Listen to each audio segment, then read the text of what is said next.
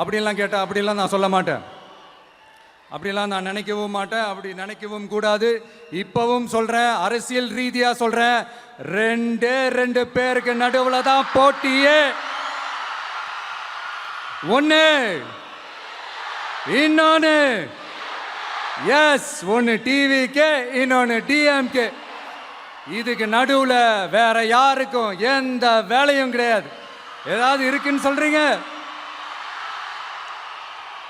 எலெக்ஷனுக்கு முன்னாடியும் அவங்களுக்கு ஒரு வேலையும் இல்லை, இப்ப எலெக்ஷனுக்கு அப்புறம் சுத்தம். ஆனா இந்த திமுகவும் மற்றும் பலரும் ஒன்னா சேர்ந்துக்கிட்டு இந்த விஜயோட ஆட்சி வந்துடக்கூடாதுன்னு சொல்லி ஒரு கூத்து ஒன்று பண்ணாங்களே, அந்த கடைசி 5 நாள் அடாடாடாடாடா, நமக்கெல்லாம் ஓஹோ இப்படியெல்லாம் கூட நடக்குமோ என்ன கூத்துங்கிறீங்க. ஆனா ஃபியூச்சர் என்னவா இருக்குன்றதை மட்டும் இப்ப நான் சொல்றேன். உங்களுக்காக உண்மையா உழைக்க வந்த இந்த விஜயா, இல்ல இந்த விஜயோட ஆட்சி அமைஞ்சிடக்கூடாதுன்னு தடுக்க நினைச்ச ஸ்டாலின் சாரா, அவ்வளவுதான்.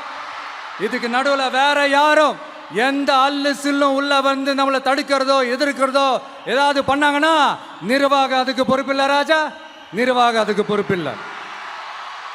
ரிசல்ட் என்னவா வரும்ன்றது அது உங்களுக்கே நல்லா தெரியும். நம்மளை ஏளனமா பேசுறதா நினைச்சு அவங்களுக்கு ஆப்பு வச்சுக்கிறாங்க. திமுக நம்மளை தடுக்க, திமுக நம்மளை எதிர்க்க, திமுக நம்மளை அவமானப்படுத்த அத்தனையும் நமக்கு நன்மையே.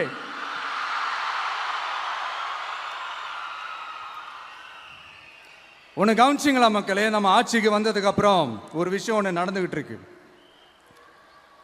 இது இந்த ஜென்சி தலைமுறையை அட்ராக்ட் பண்றதுக்காக இங்கிலீஷ் தமிழ் கலந்த அறிக்கை, அது சொல்ல வந்த நினைச்சிங்களா? அந்த காமெடி எல்லாம் கிடையாது. அடுத்து இந்த ரியாலிட்டியை மறந்துட்டு இந்த ரீல்ஸ் போடுறது, அது சொல்ல வந்துருந்தீங்களா? அந்த காமெடியும் கிடையாது. இது சீரியஸாக ஒரு விஷயம் நடந்துகிட்டு இருக்கு.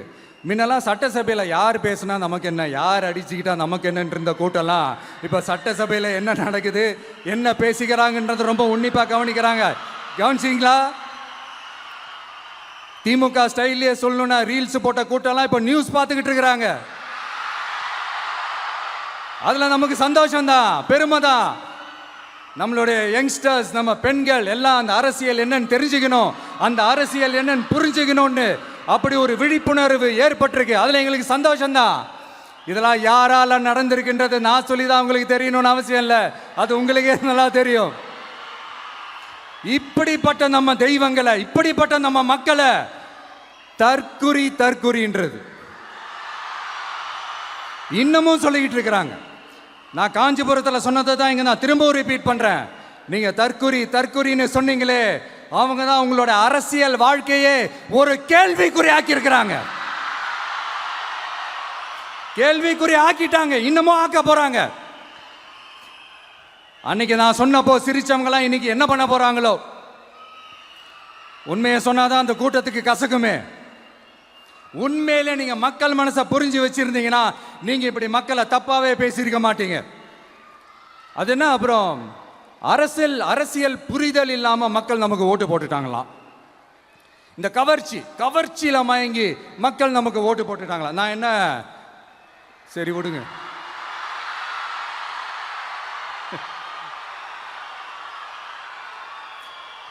மக்கள் அவங்களுக்கு ஓட்டு போட்டா அந்த மக்கள் நல்லவங்களாம், அதே மக்கள் நமக்கு ஓட்டு போட்டா அந்த மக்கள் கெட்டவங்களா, தற்குறியா.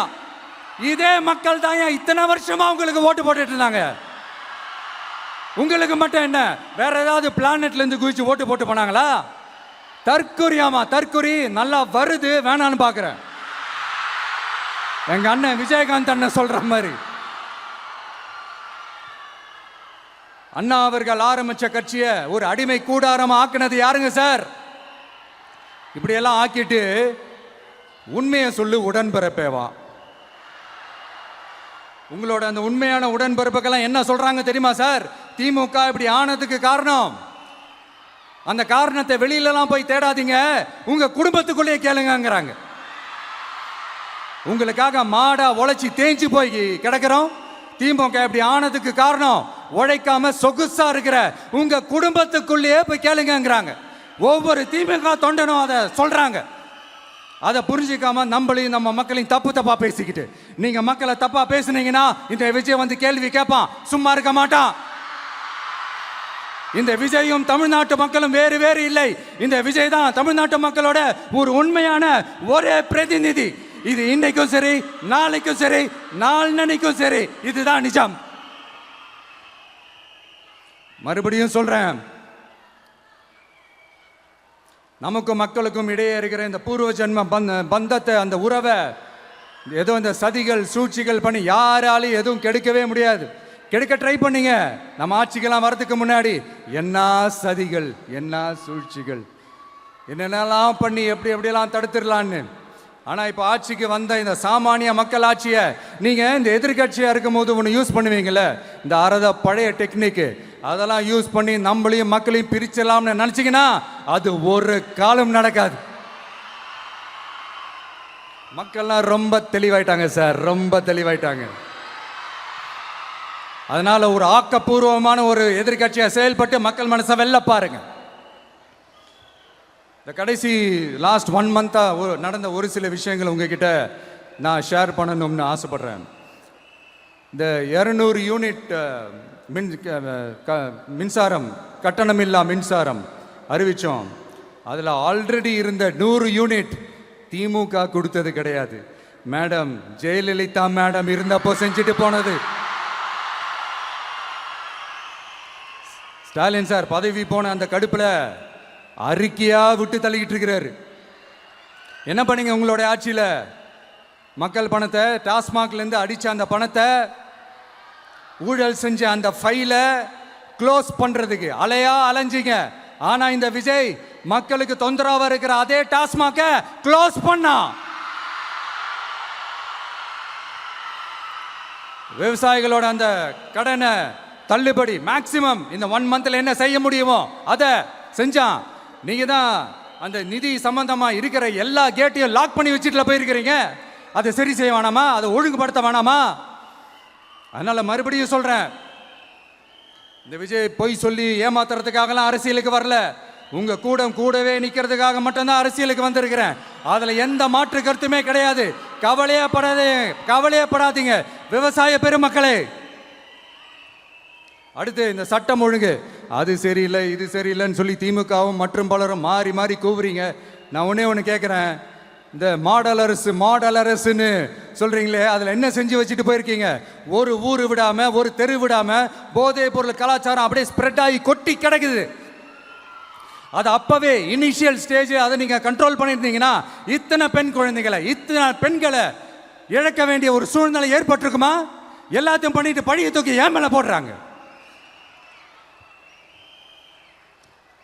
நீங்கள் என்ன பழி நம்ம மேலே போட்டாலும் மக்கள் நிம்மதியாக வாழக்கூடிய அந்த செயலை கண்டிப்பாக இந்த விஜய் செஞ்சு தான் காட்டுவான். அதுக்காக தான் எஃபிஷியண்டான போலீஸ் ஆஃபீஸர்ஸ் நான் அப்பாயிண்ட் பண்ணியிருக்கிறேன். எஃபிஷியண்டான அந்த போலீஸ் ஆஃபீஸர்ஸ் டீம் நான் அப்பாயிண்ட் பண்ணியிருக்கிறேன். பெண்கள் பாதுகாப்பான அந்த சிங்கப்பெண் காவல் படை நெக்ஸ்ட் வீக் அதை இனாகரேட் பண்ண போகிறோம். தப்பு செஞ்சவங்களுக்கான தண்டனை, அதுக்கான சார்ஜ் ஷீட் எல்லாமே ரொம்ப ஃபாஸ்டா, ரொம்ப ஸ்பீடா செய்யறதுக்கான அந்த வேலையை செய்ய சொல்லியிருக்கிறோம். கோர்ட்ல கூட தப்பு செஞ்சவங்களுக்கான அந்த கடுமையான தண்டனை வாங்கி கொடுக்கறதுக்கான அந்த வேலையையும் ரொம்ப சீக்கிரமா செய்ய சொல்லியிருக்கிறோம். அதனால நீங்க என்ன பழி நம்ம மேல போட்டாலும் உண்மையா உறுதியா மக்களுக்கு தேவையான எல்லா விஷயங்களையும் இந்த விஜய் செஞ்சு தான் காட்டுவான். இப்படியெல்லாம் நம்ம சொல்றதுனால இவங்க என்ன சொல்லுவாங்க தெரியுமா? அவங்க தான் ஆட்சியிலே இல்லையே, அப்புறம் ஏங்க அவங்கள குறை சொல்றீங்க அப்படின்னு கேட்பாங்க. வேரில் வெந்நியை ஊற்றிட்டு போனவங்கள வெளிச்சம் போட்டு காட்டாமல் பின்ன வேற என்ன சொல்லுவாங்க? இதெல்லாம் மக்கள்கிட்ட நம்ம தெளிவாக எடுத்து சொல்லணும் இல்லையா? அதுக்காக தான் இதெல்லாம் சொல்லிட்டு இருக்கிறேன்.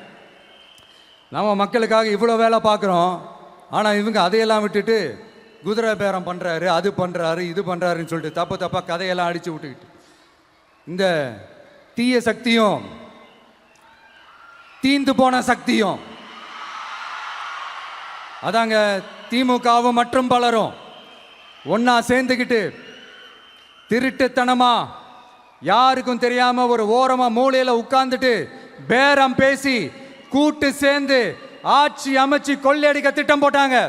அது ஏன் தெரியுமா? உங்களோட இந்த டிவிக்கு ஆட்சி அமைஞ்சா அவங்க பொழப்பே போயிடும். அந்த கொள்ளையடிக்கிறது, லஞ்சம், ஊழல் எல்லாமே கத்தம் கத்தம். அதான் இந்த காரணம். அடுத்து ஸ்டாலின் சார், திமுக வந்து இப்போ தீய சக்தி மட்டும் இல்ல, மக்களை விட்டு ரொம்ப தூரமா போன தூர சக்தி, ஓர சக்தி, கோர சக்தி, பார சக்தி. நீங்க எப்போ இந்த தீந்து போன சக்தியோட நீங்க கூட்டு சேர்ந்துக்கிட்டு ஆட்சி அமைக்கணும்னு நினைச்சீங்களோ அப்பவே இந்த திமுக தூர்ந்து போன சக்தியாகவும் ஆயிடுச்சு. நீங்களாம் நம்மளை பத்தி அவதூறு பேசலாமா சார்? இது நியாயமா? மக்களை இவ்வளவு பெரிய மக்கள் சக்தி நம்மளோடு இருக்கும் போது நமக்கு எதுக்கு வேற அரசியல்? எலெக்ஷன்ல 50-60 வருஷமா இருந்த சாதிய உடைச்சிருக்கிறோம், மதத்தை உடைச்சிருக்கிறோம், காசு கொடுத்து ஓட்டு வாங்கறத உடைச்சிருக்கிறோம். நாம எது செஞ்சாலும் கான்ஸ்டிடியூஷன்ல தான் செய்வோம். நாம சிங்கிள் மெஜாரிட்டி வாங்கி இருந்தாலும் நம்மளை நம்பி முறையா கூட்டணியில கட்சியில ஆதரிக்க வர்றவங்களை அரவணைச்சு தான் இருப்போம். நான் இப்பவும் மீண்டும் டிக்ளேர் பண்றேன், டிவிகே ஆட்சி எந்த பாகுபாடும் இல்லாம எல்லாருக்குமான ஒரு ஆட்சியா தான் இருக்கும். அதுல எந்த மாற்றமும் கிடையாது. ஸ்டாலின் சார் மாதிரி ஊசலாட்டம் இருக்கவே இருக்காது. மதச்சார்பற்ற கொள்கையில சமரசமே இல்லை. மாநில உரிமைகள்ல விட்டு கொடுக்கவே மாட்டோம். நதி நீர் உரிமைகளை விட்டு கொடுக்கவே மாட்டோம். சமூக நீதி, சம நீதிய, சமத்துவ நீதிய ஒரு நாளும் விட்டு கொடுக்கவே மாட்டோம். அதனால திருச்சி கிழக்கு தொகுதி மக்களே, தமிழ்நாட்டில் இருக்கிற 234 தொகுதியும் நம்ம தொகுதி தான். அதுல எந்த கட்சி ஜெயிச்சிருந்தாலும் அது நம்ம தொகுதி தான். பெரம்பூரா இருக்கட்டும், திருச்சி கிழக்கா இருக்கட்டும், எனக்கு 2 கண்கள் மாதிரி. அதுலயும் திருச்சி கிழக்கு என் செல்ல புள்ள மாதிரி. அதனால வரப்போற இடைத்தேர்தல்ல உங்க வீட்டில் இருக்கிற ஒருத்தரை உங்கள ஒருத்தரை தான் வேட்பாளரா நிக்க வைக்க போறோம். நீங்க எப்படி இந்த விஜய்க்கு ஆதரவு கொடுத்து ஓட்டு போட்டு ஜெயிக்க வச்சீங்களோ அதே மாதிரி வரப்போற இடைத்தேர்தல்ல உங்களுடைய அந்த வேட்பாளரையும் ஜெயிக்க வைப்பீங்கன்ற அந்த ஒரு நம்பிக்கை நான் முழுமையாக தான் நம்புறேன். உங்களுக்காக உழைக்க வந்திருக்கிறேன். உங்களுக்காக எல்லா விஷயத்தையும் நான் பார்த்து செய்வேன். ஊழல் இல்லாத, லஞ்சம் இல்லாத ஒரு ஆட்சியை நான் கொடுப்பேன். I understand. ஒரே நாள் அது நடக்காததான், மேஜிக் இல்லை. பட் ஒரு நாள் அதை நான் நடக்க வைப்பேன். எனக்கு இப்ப வேற எந்த வேலையும் இல்லை உங்களுக்காக உழைக்கிறத தவிர. என் கடன் இனி என் மக்களுக்கு பணி செய்து கிடைப்பதே. மீண்டும் என்னை ஜெயிக்க வச்ச தமிழக மக்களுக்கும் திருச்சி கிழக்கு தொகுதி மக்களுக்கும் மீண்டும் என்னுடைய நன்றியை தெரிவிச்சுக்கிட்டு கான்பிடண்டா இருங்க, நல்லதே நடக்கும், வெற்றி நிச்சயம். மீண்டும் சந்திக்கும் வரை நன்றி, வணக்கம்.